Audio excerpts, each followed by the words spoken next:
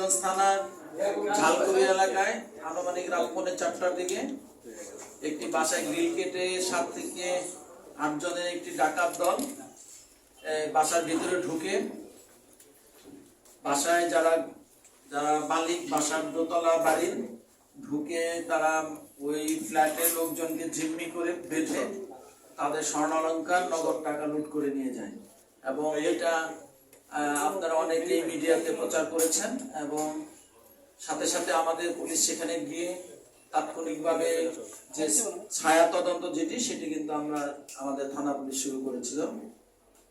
পরবর্তীতে তারা বাদী হয়ে থানায় একটি মামলা করে এবং এই যে ডাকাতি সংগঠিত হয়েছে এই ডাকাতি মামলাটা ডিটেক্ট করার জন্য, ডাকাতদের গ্রেপ্তারের জন্য আমাদের সিদ্ধিরগঞ্জ থানা পুলিশ তাৎক্ষণিকভাবে কাজ শুরু করে এবং আমাদের গোয়েন্দা ডিবি যারা আছে তারাও কাজ শুরু করে। থানা পুলিশের আমি বলবো যে খুবই চৌকস মানে পেশাদারিত্বের মাধ্যমে তারা স্বল্পতম সময়ের মধ্যে কিন্তু তারা এই ডাকাতির সাথে যারা সম্পৃক্ত ছিল তারা এই ডাকাতিটা সংগঠিত করেছে, তাদেরকে আইডেন্টিফাই করতে সক্ষম হয় এবং 3 জন ডাকাতকে গ্রেফতার করতে সক্ষম হয়।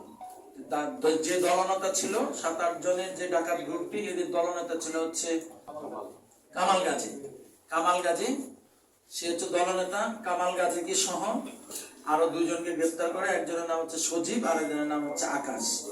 এবং তাদের এই কামাল গাজীর কাছ থেকে লুণ্ঠিত যে স্বর্ণালংকার সেখান থেকে প্রায় 3 ভরি স্বর্ণালংকার উদ্ধার করা হয়েছে এবং আমরা জানতে পেরেছি যে বাকি যে স্বর্ণালংকার কোথায় বিক্রি করা হয়েছে সেই বিষয়ে আমাদের এই সিদ্ধিরগঞ্জ থানা পুলিশের যে টিমটি এরা কাজ করছে।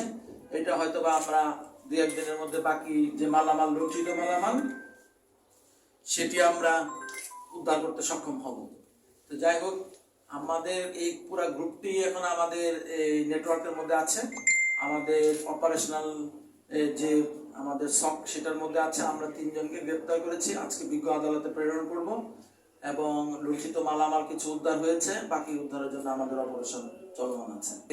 আমরা খুব স্বল্পতম সময়ের মধ্যে একটি বড় ধরনের ডাকাতির যে ঘটনা এটা আমরা ডিটেক্ট করে কিন্তু ডাকাত গ্রেফতার করব, বিজ্ঞ আদালতে আমরা প্রেরণ করার জন্য যা যা করা প্রয়োজন আমরা করেছি।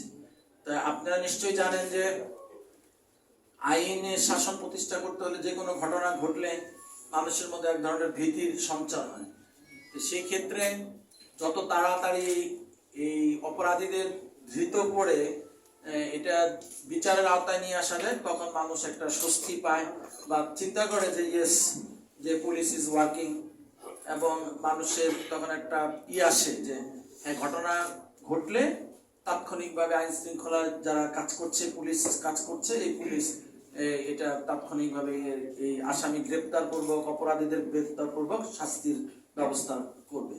সেটাই আমরা সবসময় বলে আসছি যে যখনই কোনো ঘটনা ঘটে তখনই কিন্তু আমরা সাথে সাথে রেসপন্স করে সেই ঘটনাগুলোকে আইডেন্টিফাই করে আমরা ডিটেক্ট করার চেষ্টা করি।